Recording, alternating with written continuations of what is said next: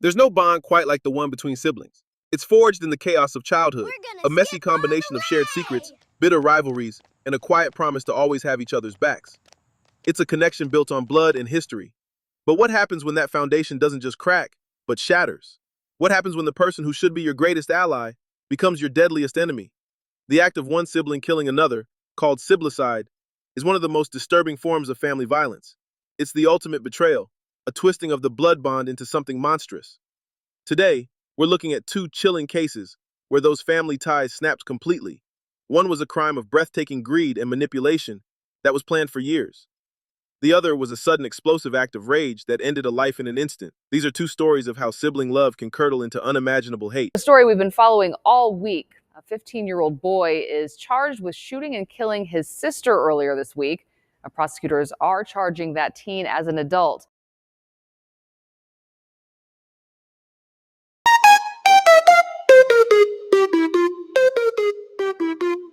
Straight out of swamp where the pain don't sleep, digging through the truth where the crime runs deep. From the bottom to the top, let the facts all spray.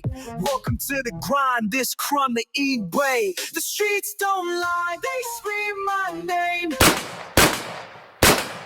On the night of Monday, June 16th, 2025, a quiet street in downtown Milwaukee erupted into violence. Police later found 30-year-old Ashley Hudson, a mother of four, lying mortally wounded on West Vliet Street at Dr. Martin Luther King Jr. Drive. Friends and family had identified her from the scene. A cousin, Savannah Hudson, recalled Ashley as brave and always the life of the party, a fun-loving friend who could make people smile. Tragically, the entire encounter had been caught on Facebook Live.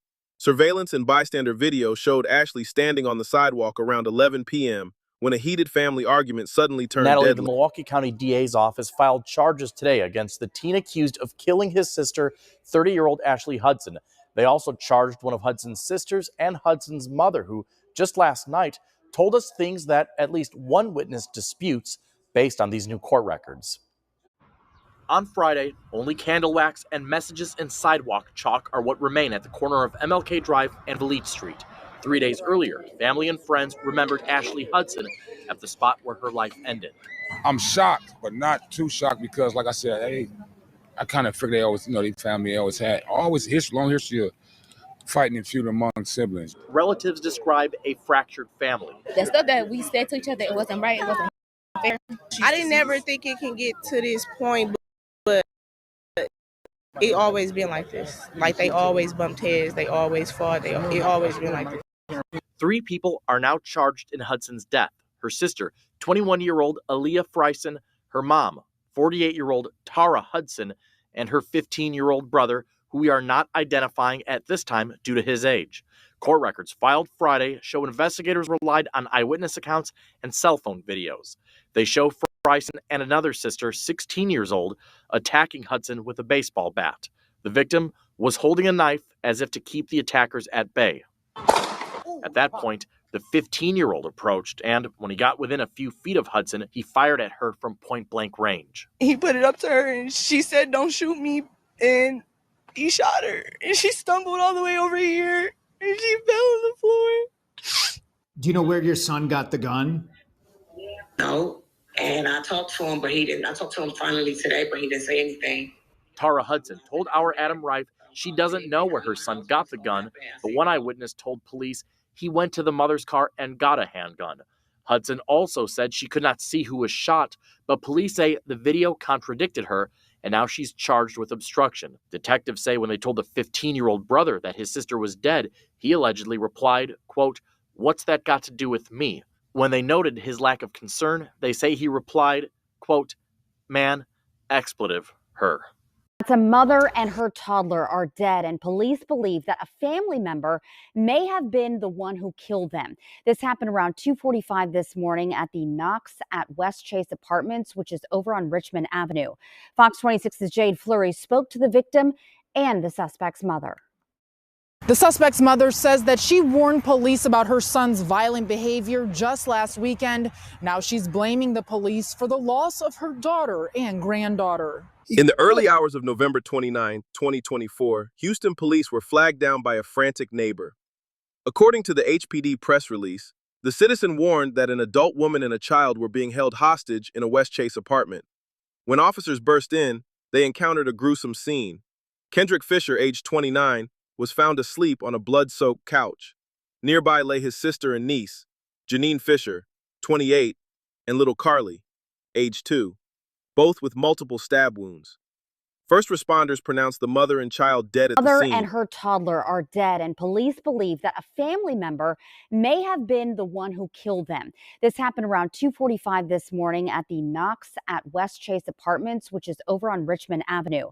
Fox 26's Jade Fleury spoke to the victim and the suspect's mother. The suspect's mother says that she warned police about her son's violent behavior just last weekend. Now she's blaming the police for the loss of her daughter and granddaughter. He threatened our whole family to kill. Tragedy struck the Knox at West Chase early Friday morning when a woman and a toddler were found dead inside of an apartment. Police alerted to the scene by a distressed family member.